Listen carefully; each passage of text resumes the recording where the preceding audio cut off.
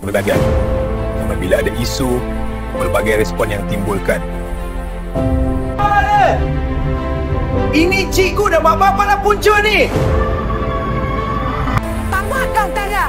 Cikgu tak reti didik anak murid ke? Mak bapak reti ajar anak tak?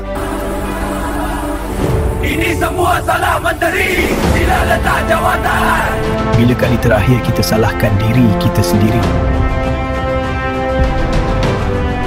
Kita selalu komen negatif di media sosial.